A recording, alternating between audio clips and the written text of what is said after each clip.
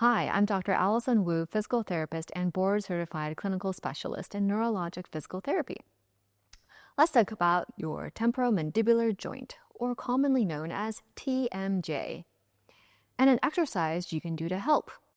The tongue actually plays more roles than just eating, swallowing, and talking. The tongue and the jaw act as a tripod of stability for your cranium. When your tongue is not strong enough, the jaw clenches and grinds harder. But why is your tongue weak? Bigger, more obvious causes include stroke and Bell's palsy, but lesser known are the results of not being breastfed and or tongue tie. The tighter, more narrow the cranium is from not being breastfed tends to tighten the rest of our body. The baby's cranium is flexible at that time, and breastfeeding helps it develop and expand as the body continues to develop. The tighter the tongue, the harder the neck muscles work to compensate, and the tighter the body. There's a beautiful dissection that shows how the tongue is connected all the way down to our toes. Dr. Zaghi has a great video regarding the short and long-term effects of tongue tie. The link will be attached. Today, I'm going to demonstrate an exercise to prep you for freeing up the head-to-toe tension that you have. This will help the jaw. The next video will include tongue stretches and strengthening exercises. This step is super important to start with and lays the foundation for all the other exercises I demonstrate in the next video. Jaw tension does not only come from the head, it can come from the body. Dr. Lin has a great Tentorium exercise that we will review today. For the Tentorium, you use your fingers, put your finger in the ear canal entrance, thumb behind the ear, and gently pull outward. Then figure out which direction has more tension or discomfort in the ear. I'll do both of them. You can go straight down, down forward, straight forward. Take your time feeling for the tension. Forward diagonal, straight up, back, straight back, backed up, straight back, back down, and figure out which direction has the most tension. For me, it is, actually today, back down. And then you can add your eyes. You can actually also add your tongue. Or try doing this switch that I covered in the Bell's palsy video.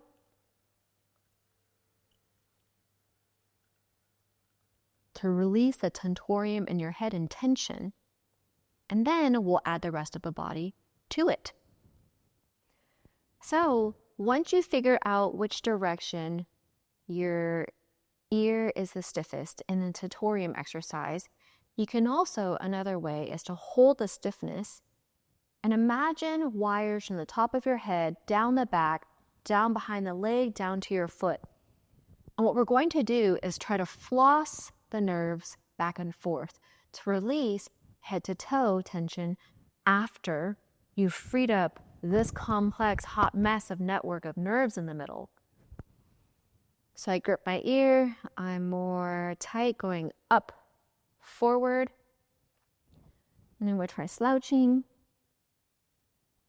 and I'm going to try kicking each leg nice and slow and kind of feel the tension to see if that's actually releasing my ear. And I actually feel it's the top of my head right here. Personally, I've got problems too. Then we'll see which leg. Oh, my right leg helps more. So I'm going to floss this back and forth.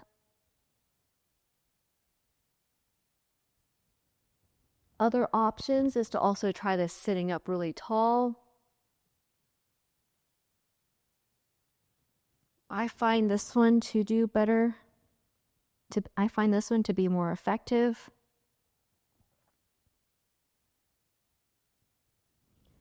If you are super flexible on the hypermobile spectrum, another option actually is to do it here. I would leave the heels off the edge to respect the nerves. And I find the ear tension again. It's already looser, so I'm going to go straight up this time. I'm going to turn and try to bring my nose towards my knee. And come on up. Nose towards the other knee. Nose toward this knee. Other options for freeing up yourself from head to toe can also include taking your hand, sliding into your hair, and gripping your hair. Sorry, my hair's done. But I would stick it in there, grip the hair, figure out if it's the tightest up, back, down, forward, and hold that hair tension also. With the gliding back and forth to loosen your head. I found this really helpful to relieve migraines as well. If you have any history of old abdominal surgeries like intestinal removal, hysterectomy, even C-sections, try to gently grip the wall of stiffness and move to help release it, like pelvic tilts and moving your legs in and outward. If you've had any history of abdominal surgeries, intestinal resections where they cut out pieces of your intestines, this tends to cause quite a bit of tension up into the head and jaw. If you had your appendix removed, it'd be right about here. If you had a hysterectomy, I know sometimes historically there are big long vertical ones, or it was a crisscross, or they went through the belly button and there's 2 points on the bottom. And what you can do with these older surgeries is feel for tension. So you go below the line and draw up towards it, or go below the belly button and draw upward towards it. Go to the other side, go to the other side, go downward. And if you have a huge line right here, it makes it really easy. You just either go below and draw up, or go from above and push down, and feel for which side is the hardest. So I'm going to pretend I have a big line down the middle, across the middle, and draw it up and use my pelvis as one option. Use movement to release your scar tissue. Or you can turn your leg in and outward on one side, your left leg, or try your right leg. I actually had some tension in here myself. I don't have any surgeries, but I've had a lot of injuries. So I can release those right here myself. Another option to do this sitting. If I had a long horizontal incision right here, it'd be like my pant line right now. I can also grip it deeper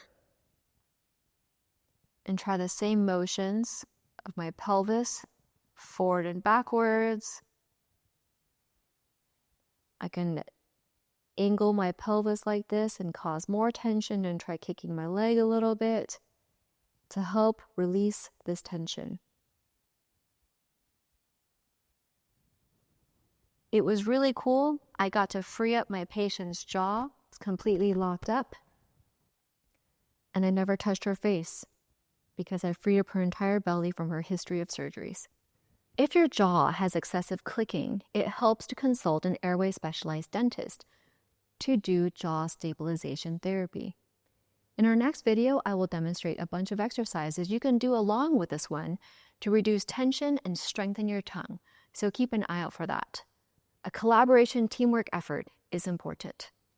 Let us know any feedback or questions in the comments box below. I'm Dr. Alison Wu. Remember, we heal smarter, not harder.